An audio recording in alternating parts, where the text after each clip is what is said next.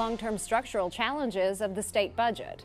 I'm Jill Horner. This is Comcast Newsmakers. With me is Ken Simpler. He is the Delaware State Treasurer. Thanks so much for being with us. My pleasure, Jill. Let's talk first about your role as the treasurer in the state budget process. It's not a direct role, but you do look at the budget on an annual basis.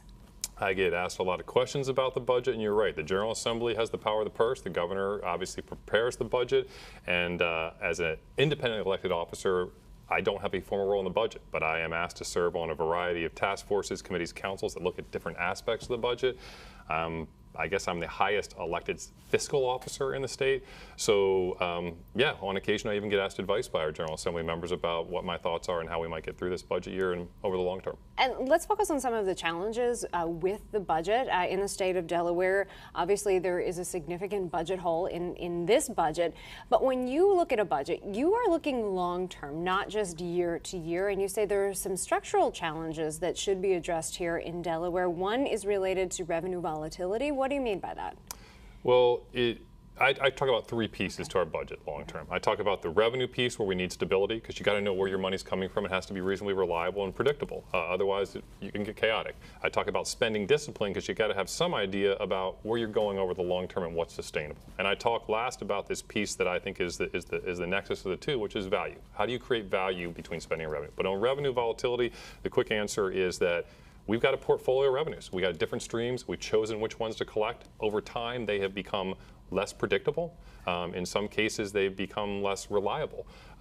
And that's a choice we make as a people as to what, not just how much we collect, but how we collect it. In addition to revenue, when we talk about increases, sustainable increases, this is something that you think needs to be addressed as well. In what way? We have a test in Delaware today that basically is our fiscal control. And it says we get to spend only what we take in, which sounds very solvent and very sound for 1 year at a time.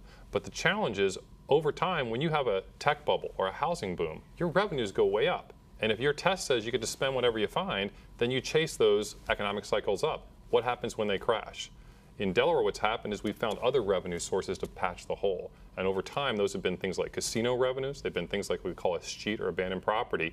And that's led to part of the volatility problem in our revenues. But it's also meant that we've been able to grow our spending faster than what our underlying economy is growing at, faster than inflation, faster than population.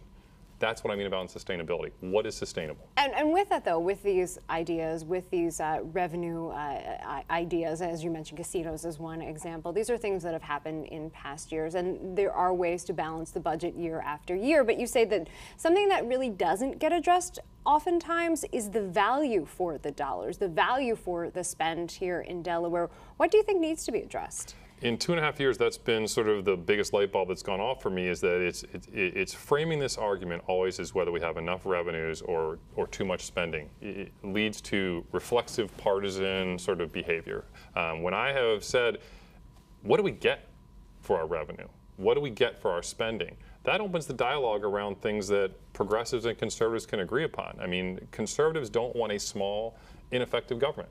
And progressives don't want a large, incompetent one. So when we start to be able to figure out if the revenues can be more stable and we're not worried about where our money's coming from, and if we all have a common understanding of, yeah, every year we're going to get 3% growth or 3.5% growth, and that's what we live within, all of a sudden that frees up a lot of bandwidth among our policymakers to start having that deep dive into how do we get more value out of education, healthcare, roads, infrastructure, safety, security. That's the dialogue we should be having. Thanks for being with us. It's been a pleasure. We've been talking with Ken Simpler. He is the Delaware State Treasurer.